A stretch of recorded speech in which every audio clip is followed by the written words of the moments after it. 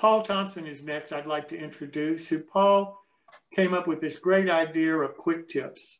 And he's really been very favorably received, and we get a lot of good comments about what he is talking about, which tells me that his idea, his concept of having these quick tips to try to bring things to the forefront that maybe modelers have known about, but maybe forgotten about, or if you're new to the hobby, you've never learned before, I think is really valuable. So Paul, thank you so much for coming up with the idea, and thanks for doing it in our sessions each time. So I'll turn to you, Paul.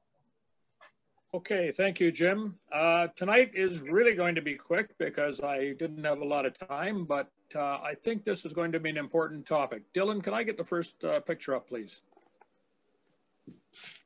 We've got a lot of us sitting around home working on things, and one of the things I asked a lot at train shows when we were doing them with newbies was what to do with screws, how to, you know, the whole 9 yards. And what I decided was, okay, I'll just concentrate very quickly on screwdrivers tonight. There are two things in this photograph. The top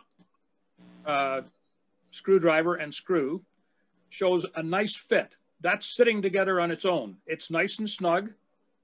The bottom one, as you can see, there is a little bit of slop. It should be as close to the top one as you can get when you're putting a screw together. The other nice thing about this photograph is it shows how you should be approaching the screw with the screwdriver.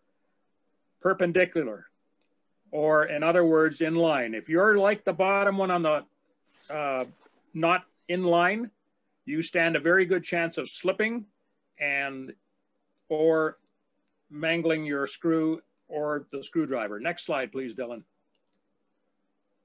Okay, this is basically what everybody should be using if they're into HO, and this is for the newbies. All you other guys probably have your own favorites.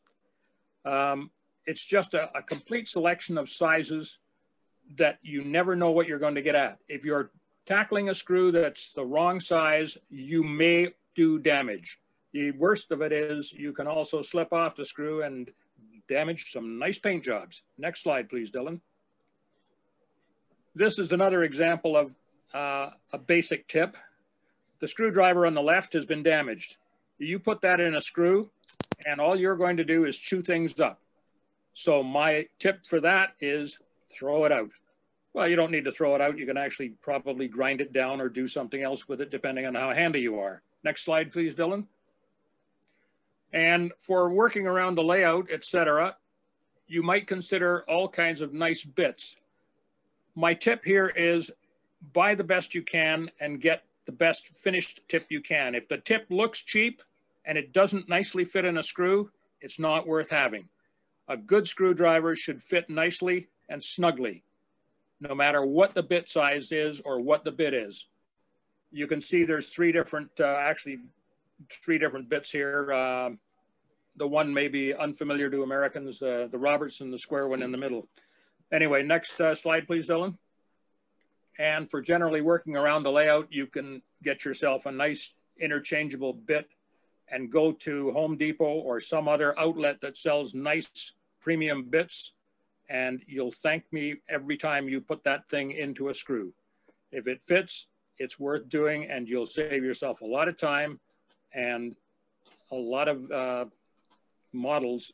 If you are working on them, use the right screwdriver. Thanks, guys.